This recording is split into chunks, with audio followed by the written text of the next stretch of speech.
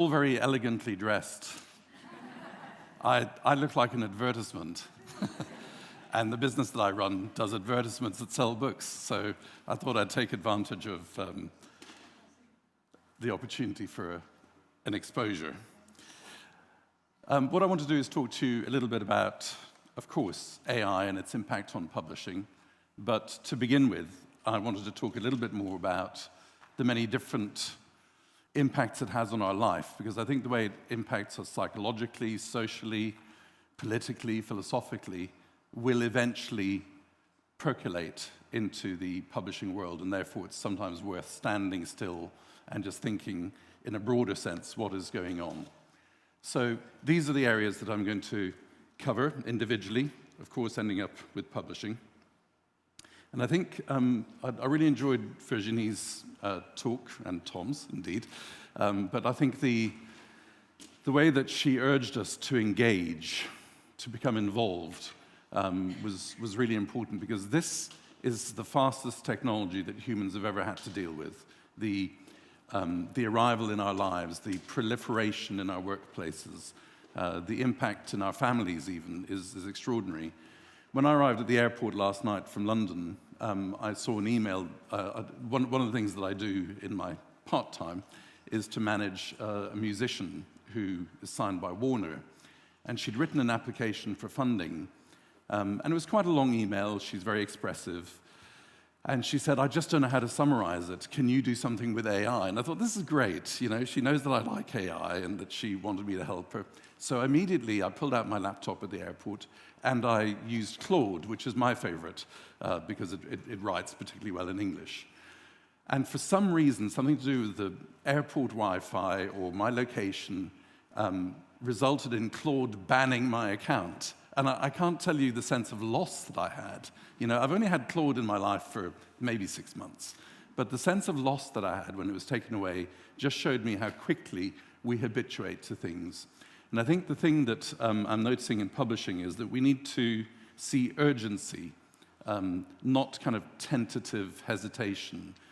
That's not to say you need to adopt it fully, but it does mean that I think it's best to engage, to experiment. And on one of Tom's charts just there about I know the Hispanic community in the States, but I noticed a third of people were not engaging at all with AI. And I think that's extraordinary. And if that's true in the publishing industry, it'd be very strange.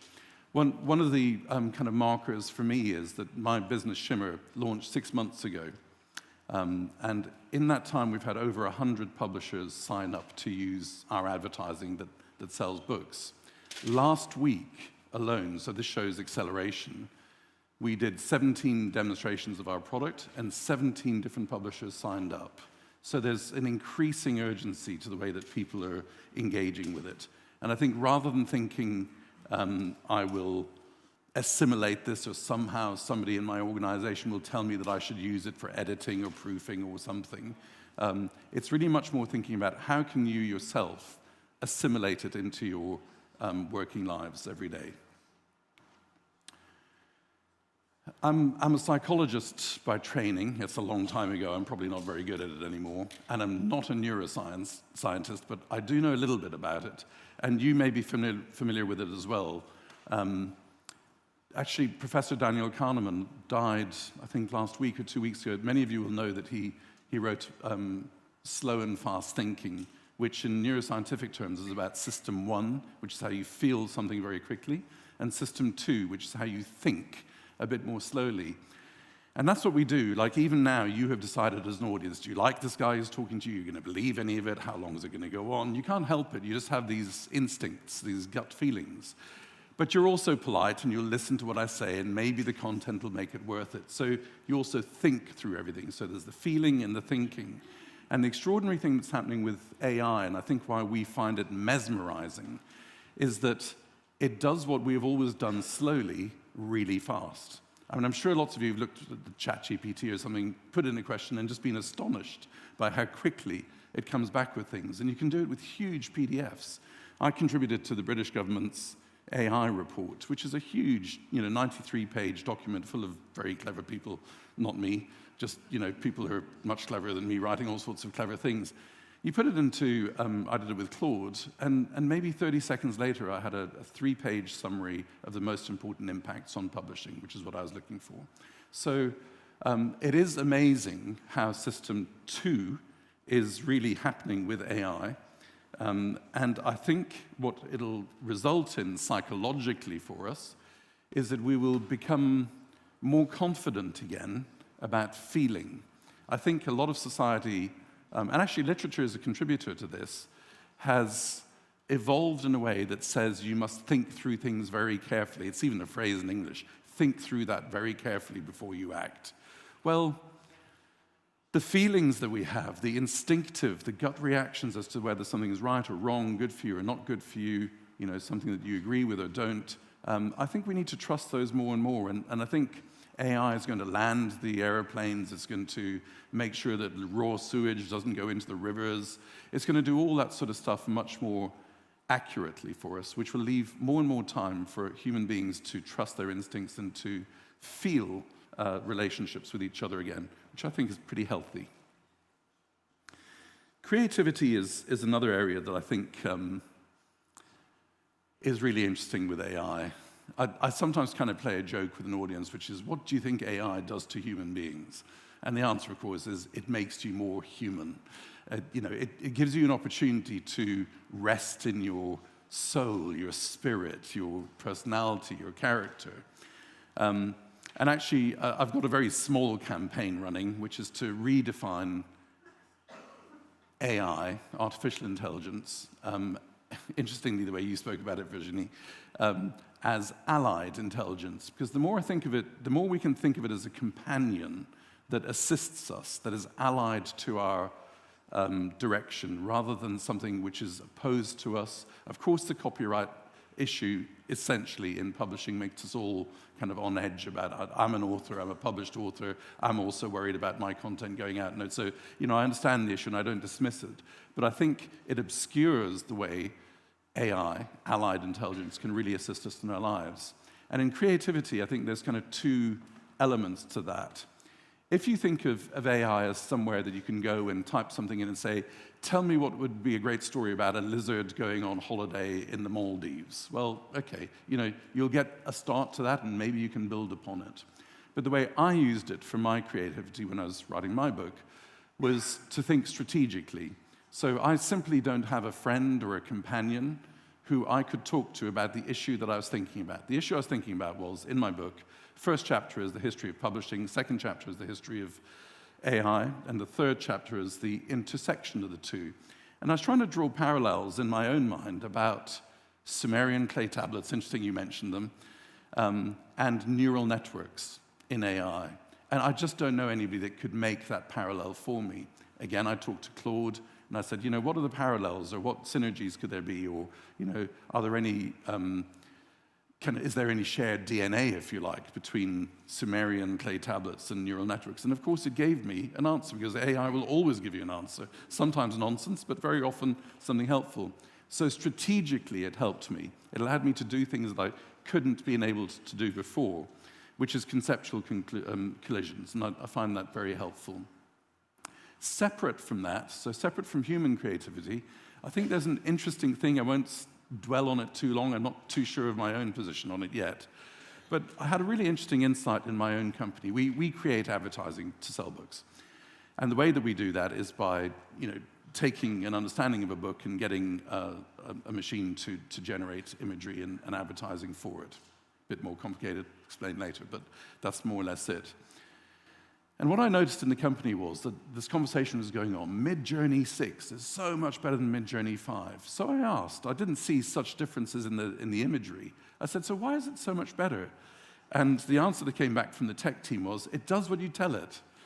And I thought, well, there's humanity. We're happy when we make things obedient. We're happy when we make things domesticated to our use. We're unhappy when we're out of control. And some of AI is out of control. but I mean that in a positive sense. So what we call hallucinations, and we dismiss as, oh, AI is not very good, it's hallucinating.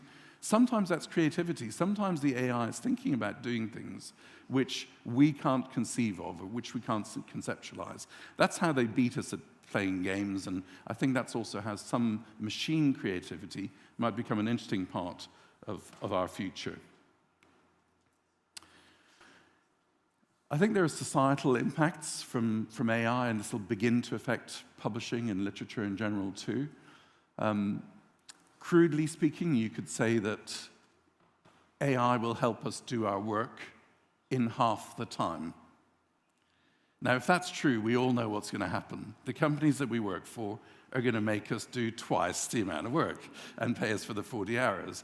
But there is an opportunity. It's a really fragile opportunity, and I fear it's not going to live very long, where we can think again, because, again, I don't mean to be depressing, but our lives are made up of 3 simple phases. We grow up and learn, we work for a while, and then we slowly die.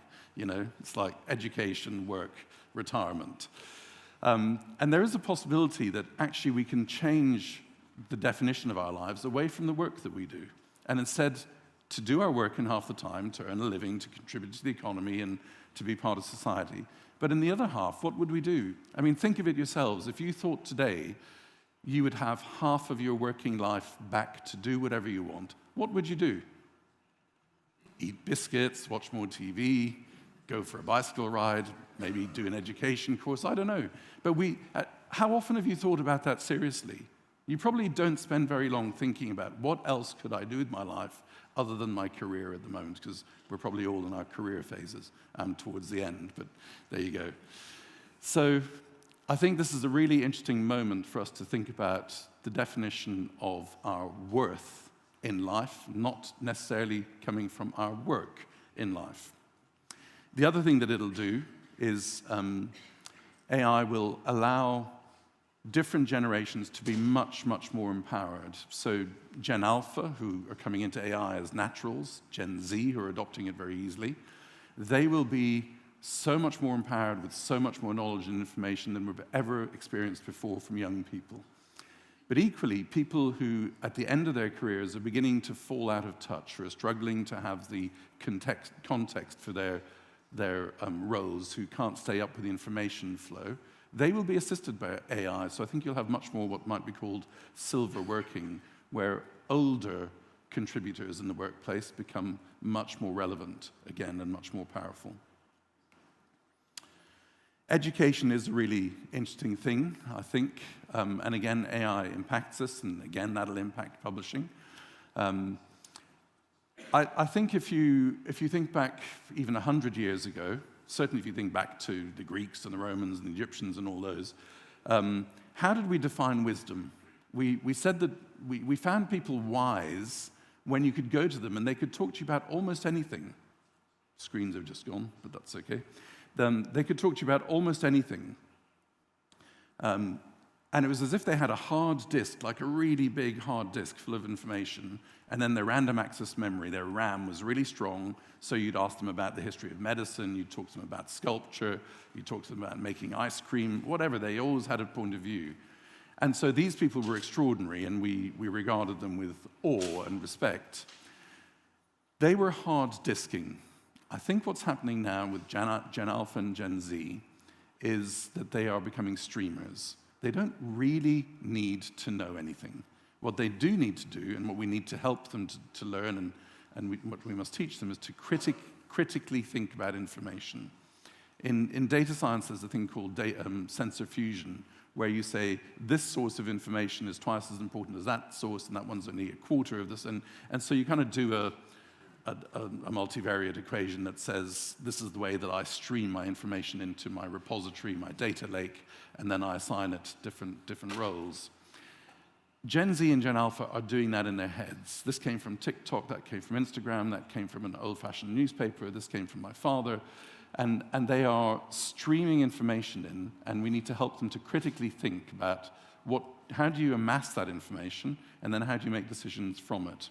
So decision-making based on AI's ability to serve huge amounts of information to people is resulting, I think, in a whole generation not believing they should learn facts, not believing they should accumulate knowledge in their heads, but instead they should stream it and then think through what they do with it at any particular given moment. It's a really interesting moment in education.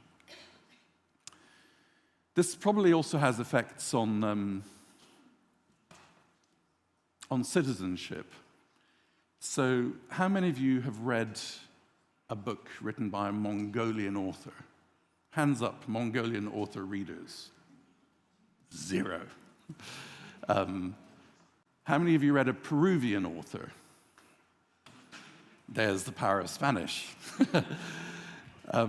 I could make the point. We could keep going like this. We tend to do what we're able to do. So we speak Spanish, so we read more Spanish literature and maybe a bit of English. We don't read Mongolian, you know. And it's true kind of throughout life. But what AI is doing is making borderless cultural sensitivity much more possible. And so we are beginning to understand each other without such limitations as before. I don't even need to travel. I can ask AI to show me what it's like to be on the island of PP in Thailand and why the parties are so popular there. And I'll get a whole pile of stuff immediately. Yeah, I could do that with Google, but nowhere near as easily as I can now do it perhaps with Perplexity or something else.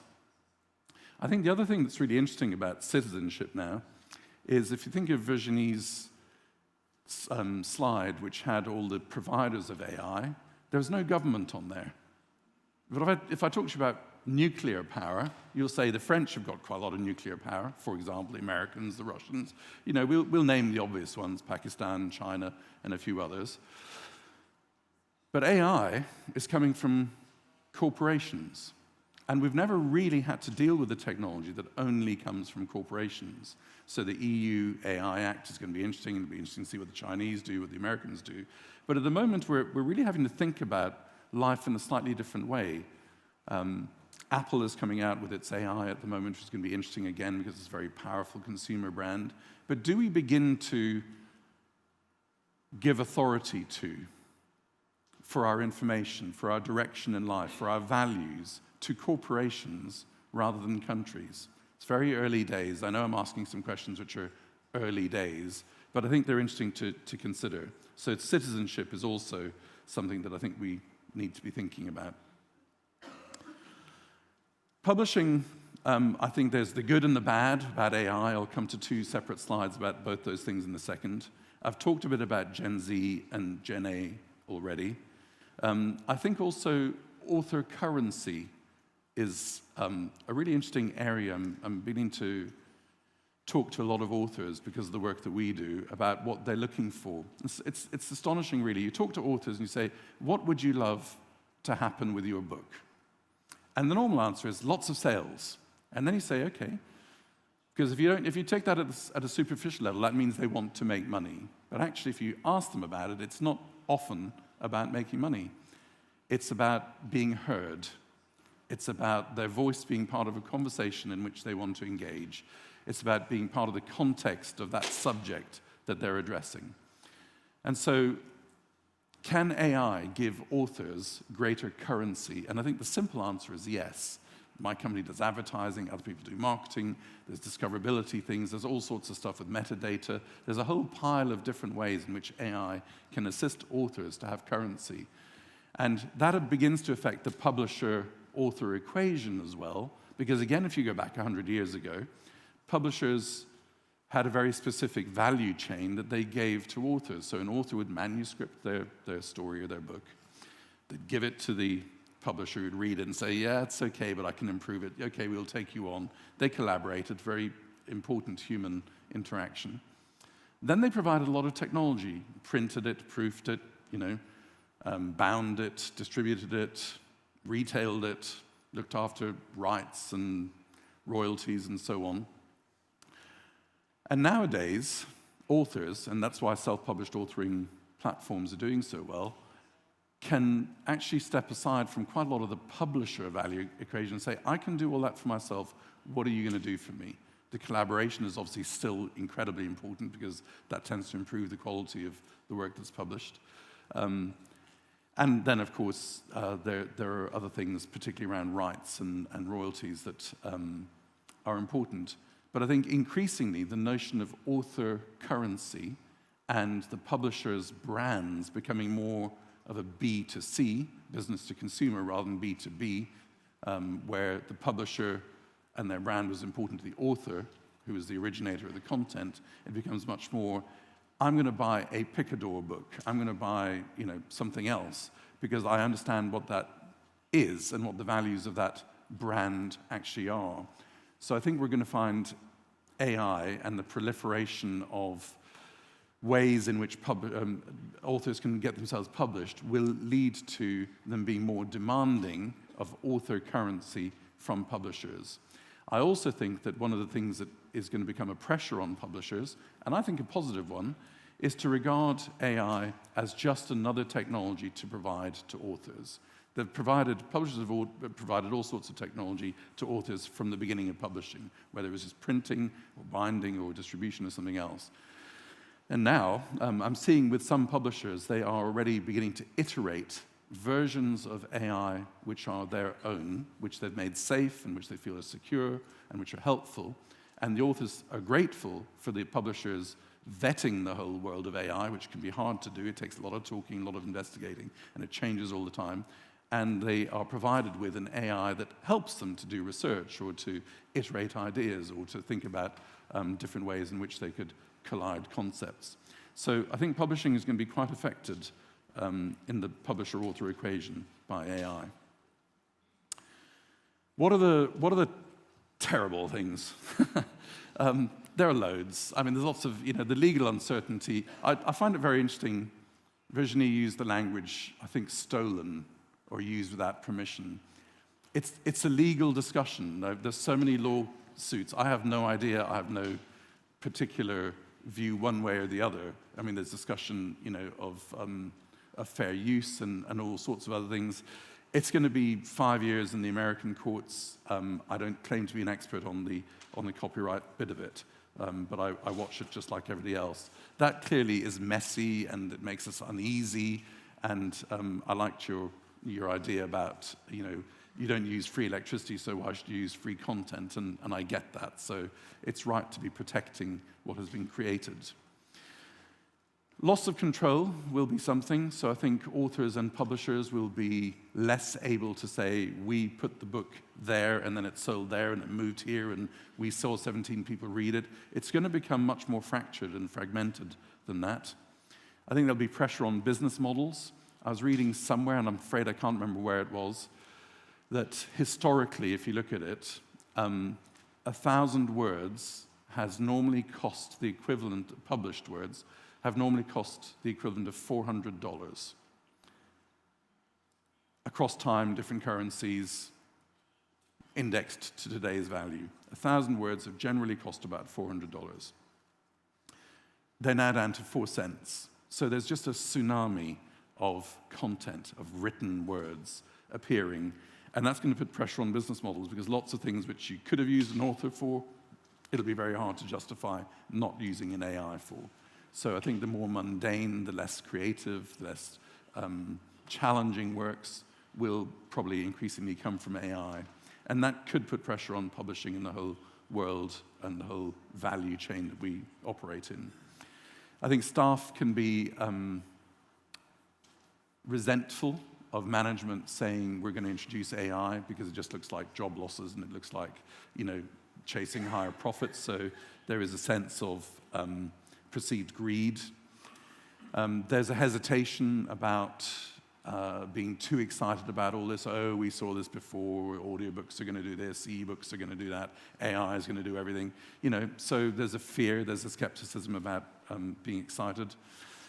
The perpetuation of biases. I found myself in a really weird bit of research at the weekend where I was reading about the training sets for AI. And it is extraordinary. If you look at how the training sets are constructed, it's a tiny, tiny sliver, a little slice of all the published works that have ever been. So we all think about, everything that's ever been written has gone into OpenAI. It's not really true.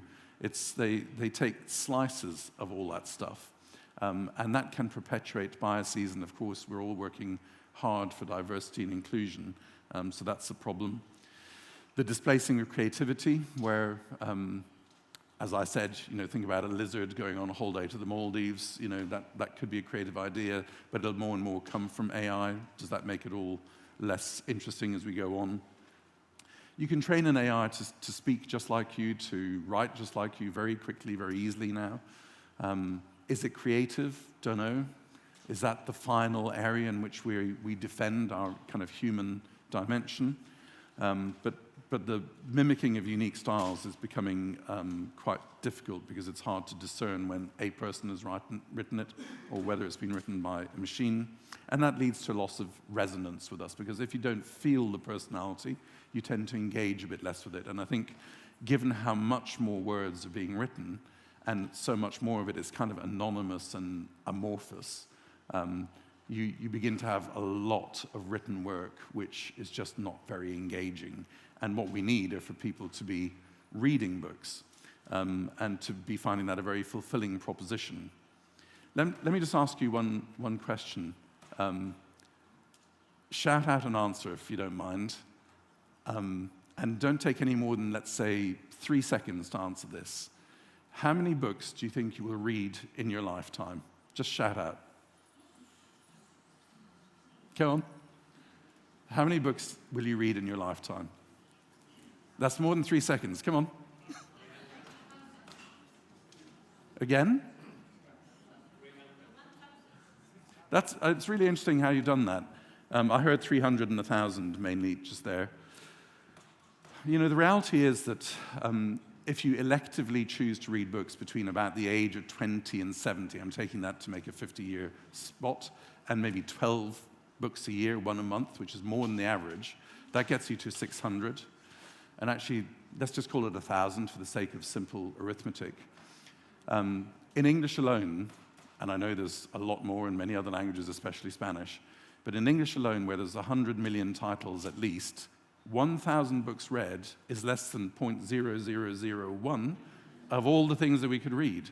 So we need to be discriminating. And if we have this whole tsunami of AI literature, we need to be even more discriminating. And if we want people to read more books, each book has to be quite fulfilling. I'm depressed by how many books in my Kindle have got 5%, 12%, 17%. I'm just not very good at choosing books. And then I love the ones that I get to 90, 100% through. What are the good things? I am really hopeful that Gen Z, instead of annoying everybody and not working and not caring and all the rest of it that people complain about, will actually be the renaissance of publishing. They will say, I don't want to work 40 hours. I don't want to do this, that, or the other. But it'll become a positive expression assisted by AI. So I think their lack of enslavement to careers could become really interesting in terms of the sort of works and the editorial stances that they take. I think, as I said, the Mongolian authors, the Peruvian authors, we can access not just through instant translations, which are becoming more and more possible, of course, and I know that's controversial too, but we will be able to cross borders much more easily. Automated descriptions of books, streamlined workflows, which just make things easier at work. Interactive fiction might finally become a bit more interesting, where people can choose the endings, and then they have a little community of, oh, you ended the book this way, and this lot ended the book that way, and so we'll talk to each other, and we'll talk to each other, and we preferred the happy ending and the sad ending. So these sorts of things could emerge. Informed forecasting, so we know much more with much greater likelihood, and that's some of Tom's trends analysis as well. During the 4 billion people are voting this year in 2024, we should expect that political books of this particular type will sell a bit more. Less obvious trends than that. Quantified marketing, so you actually know what your money is doing. That should become much more easy. Objective evaluation, so a manuscript comes in, it isn't just the intern who reads it, but in fact a machine reads and says it comes from this genre, it's similar to these 3 other books, but it's different from these things. And then, a proper editor chooses to give their human time to it. Rights automation, any complex legal stuff can be simplified easily with AI. And I think finally, enriched monetization. Enriched monetization is one specific use case, and I'll talk to you just on one side about the business that I run. which, as I've said, creates advertising to sell books. We use AI in 3 different ways. First of all, one of our machines understands a book. The publisher provides to us, or an author, their EPUB. The machine reads it in a particular way and extracts what we call book DNA. And that book DNA is a structural understanding and a psychological understanding of the book. It's about salmon fishing in Sweden, but it's also about melancholy, depression, and cruelty. So it's a bit of a weird book, but that's what it is. The second machine, the generator, creates advertising that manifests that, so it brings the beauty of the words written on the pages to life in a more accessible form. And then finally, the deployer puts that advertising campaign constantly out into social media, whether it's on LinkedIn or Instagram or wherever in the Google environment. And what AI is doing in this particular use case, which is, of course, the one I'm most familiar with, is to monetize the catalog of publishers better, so backlists come into the light. Authors are getting that currency that they want. They're being seen out there. Their works are available and discoverable. And readers, because of the psychological matching, are being suited to more fulfilling books that are likely to lead to them being much more engaged in the reading process and therefore becoming more loyal to the publishing industry. So I hope that's been helpful as a kind of macro view of what AI might be doing in our lives and in our society and how ultimately it impacts publishing. But that is all I have to say for the moment. Thank you very much for listening.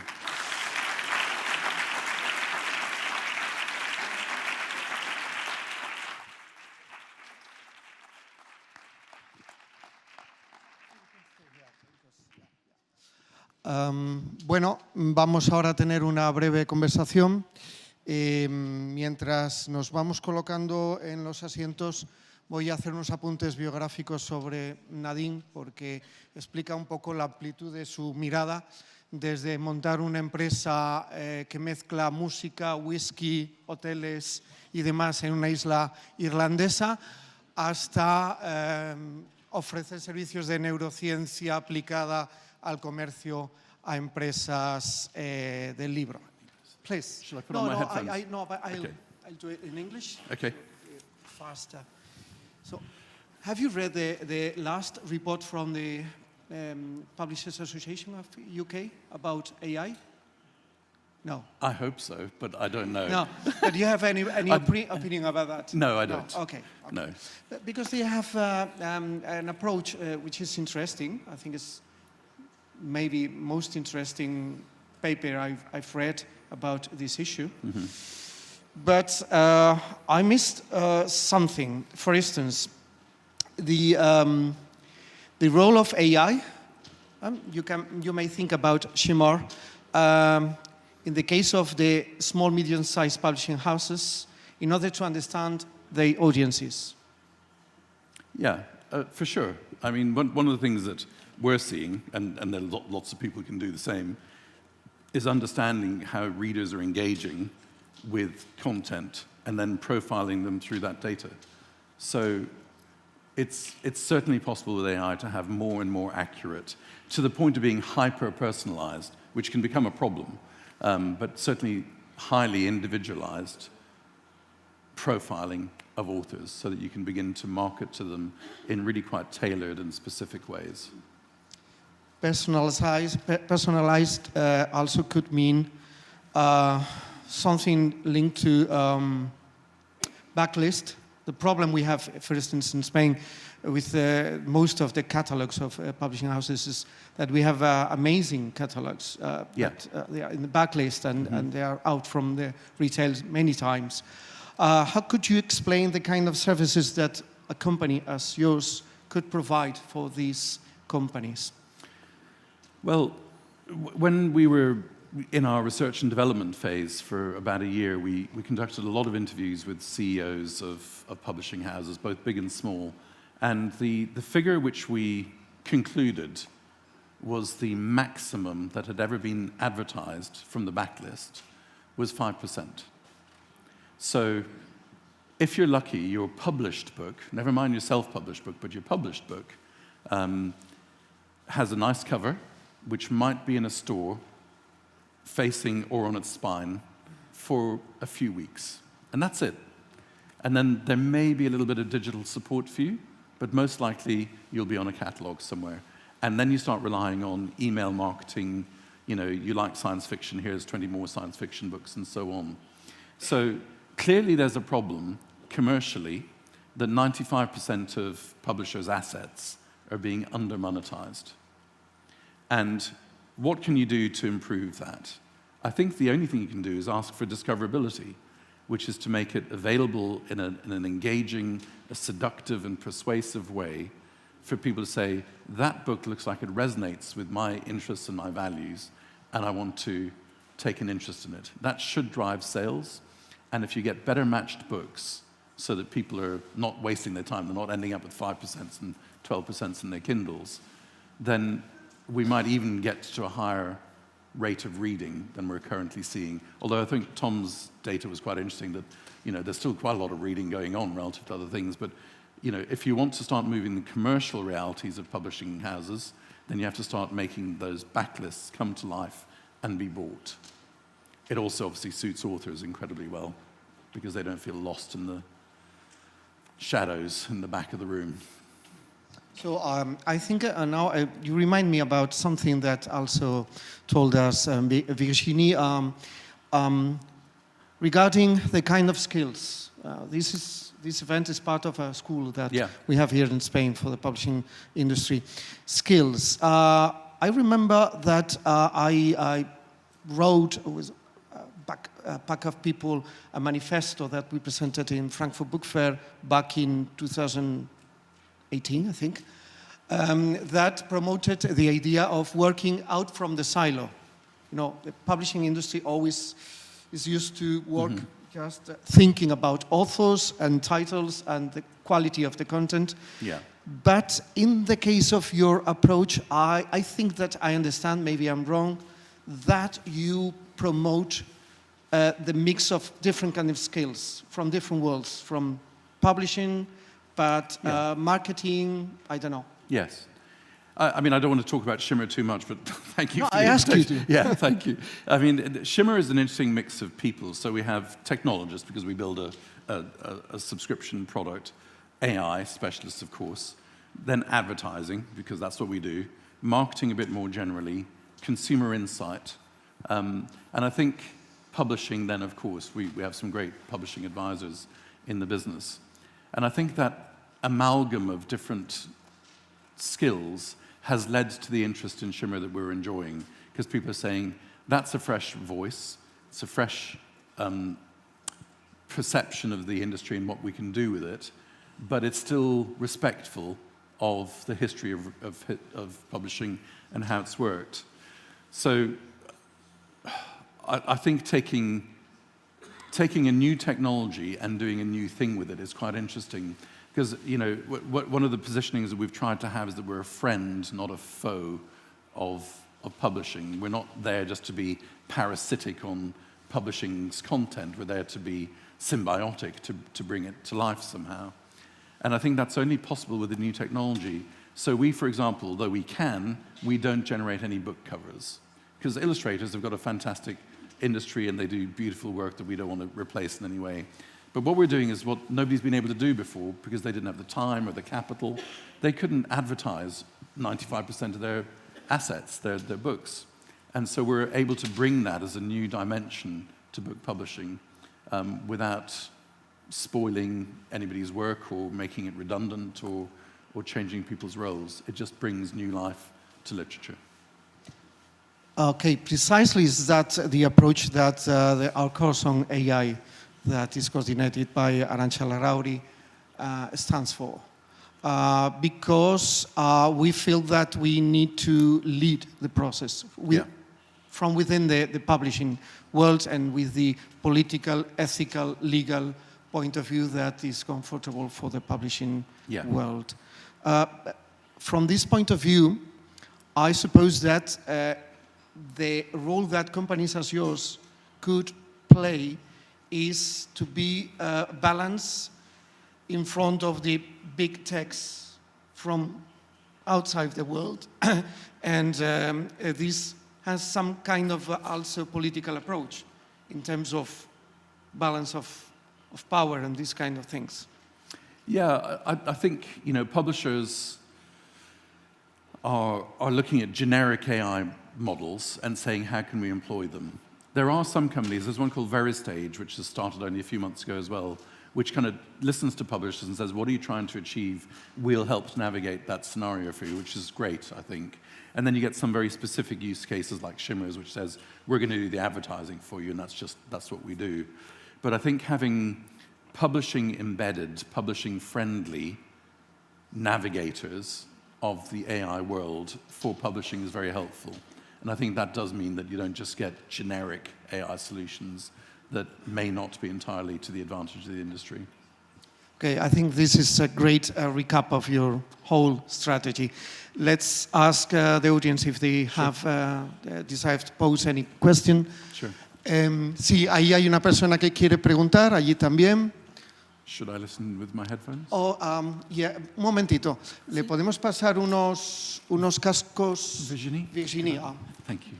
Could you help us? Yeah. Thank you very much. Thanks. Thank you. No me había dado cuenta. Un momento. Yep. Okay, let's try. All good. Sí, se me escucha, ¿no? ¿Hago la pregunta en inglés o en español? En español. En español. Has hablado muchísimo de la discoverabilidad de los libros y cómo podemos introducir la inteligencia artificial para que un libro pueda sobresalir por encima de las miles de millones de publicaciones que se hacen en un momento, ¿no? Y estás hablando de que Shimmer ayuda a los editores a hacer esto, pero me gustaría saber cómo más específicamente como las practicalities, como las cosas específicas que se pueden hacer aparte de generar descripciones automatizadas de un libro para ayudar en la discoverabilidad del mismo. I'm sort of sorry to have to describe exactly what our product does, but it's probably helpful to answer this question. What we do specifically is to read the book, as I described. We get book DNA, which psychologically profiles the book. So it's not just about the plot, the structure, the protagonist, the antagonist, and so on. It's also about what the psychological dimensions of the book are.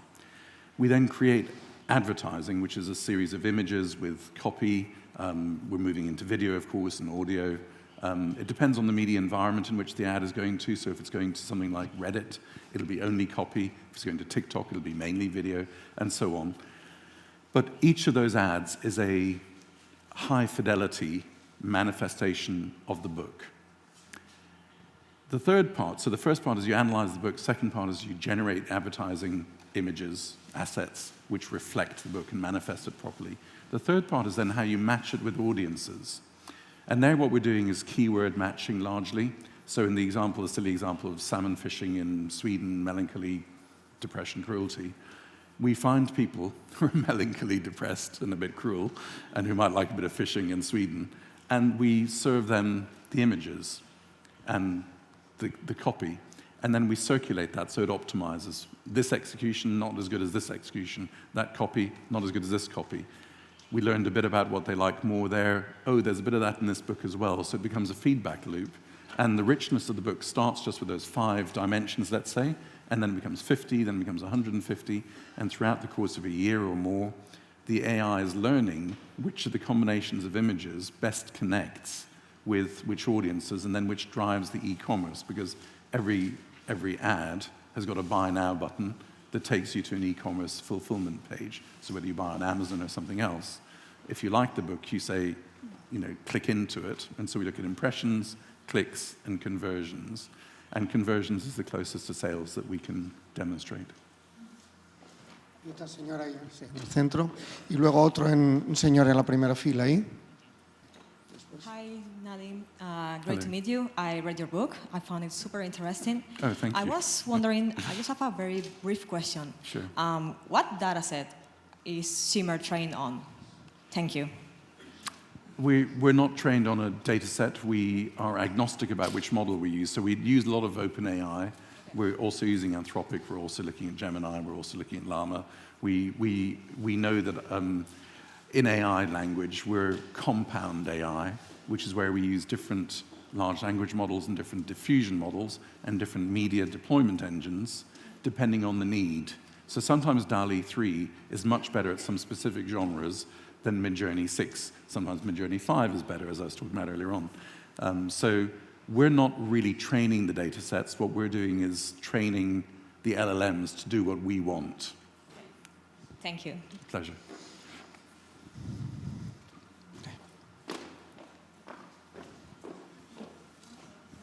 Buenos días. Hello. Estos serían dos preguntas por el precio de una. Me ha impresionado mucho lo que decías de que la generación Z o alfa tienen la convicción de que no necesitan conocer nada, sino solo saber colocarlo. Yo venía de la formación de que el conocimiento es la mezcla de información, experiencia e intuición. Pero si generaciones enteras de jóvenes no creen que eso sea importante, sino solo colocar la información que les llega, ¿con qué criterio lo hacen?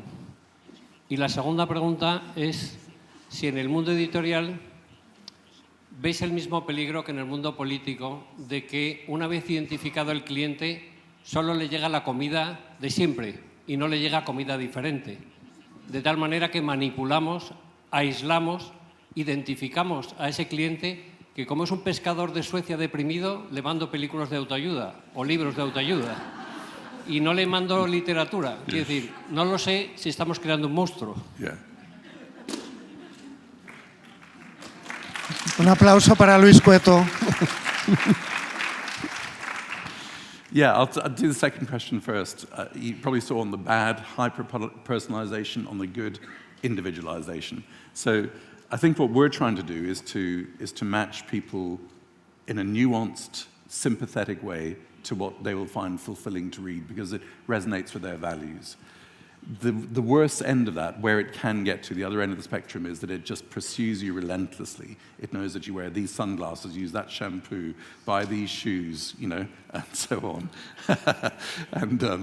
And then it just serves you these hyper-individualized, asphyxiating choices all the time. That is absolutely a possibility. And it's easy to control the AI from doing that.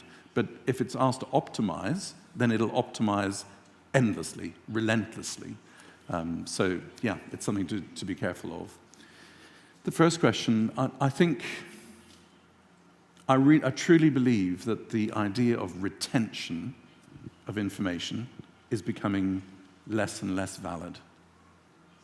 I think the idea of accessing information and having skills in organizing it and then making critical thinking decisions from it is the new life that we're going to live. Which means, of course, that sending kids to school to teach them about all the coal mines in Wales or how many rivers run through Spain becomes increasingly bizarre to the people that are doing that, because they think, but all I have to do is look at my phone. He wants a third question. He's getting excited. Sobre eso que has dicho, el informe que evalúa a los estudiantes de toda Europa es el informe PISA, uno de cuyos elementos es la comprensión lectora. Tengo un texto y me entero de lo que dice. Yo no sé si tenéis ejemplos de que eso también está desfasado, da igual que no entiendas nada, con tal de que sepas hacer un extracto para colocarle el paquete a otro que tampoco va a entender nada. Por tanto, la evaluación de los nuevos, ya no lectores, sino consumidores de información, venga de TikTok o de donde sea, ¿deberíamos hacer un nuevo informe PISA?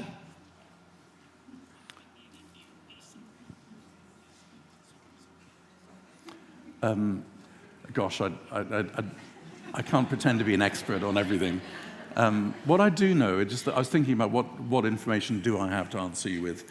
What I know is that when we started developing our product, one of the things that we found was that we could create interest and drive interest to purchase a book. And too often it failed. And so we thought, why is it failing? Is our advertising not good enough? Or what's happening? And then we started reading the product description on the e-commerce page, the book description. And this is a terrible thing to say, and it has got me in trouble before.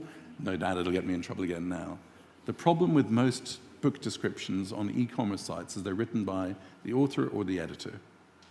And they're not sales speeches. They're not sales assets, essentially. So one of the things that we've done is trained our AI to produce, as well as the advertising, an alternative product listing that people can just copy and paste and use on their Amazon page or wherever they want to sell their book. The reason we've done that is that we discovered that most of the product descriptions, the book descriptions that were being used by publishers and authors were too long and too difficult for readers. So that's partly playing back evidence to your question. And it's gone through to our headlines in our own advertising. They're deliberately incredibly short and very pointed psychologically to produce an emotive reaction that says, I engage with this. You've seduced me first. I'll click through and now persuade me with your product description. So the seduction first followed by the persuasion is, I think, becoming a kind of learning model that we're all using. Attract my attention, get my engagement, and then convert my interest into something like e-commerce, which is an ownership of the book or the asset. So I learn more about it. Muy bien.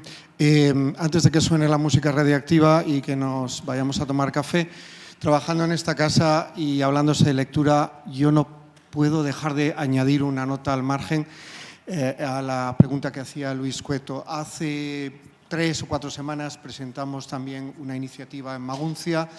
De forma resumida, en el contexto de la inteligencia artificial y de la digitalización de la sociedad, nosotros pensamos que el papel del sistema educativo y de la red de bibliotecas públicas es ahora mucho más importante, porque si no va a haber gente que va a entender lo que escribe, que va a entender lo que lee y que se lo va a pasar a otra persona que entiende lo que lee. Y en cambio va a haber otros que no.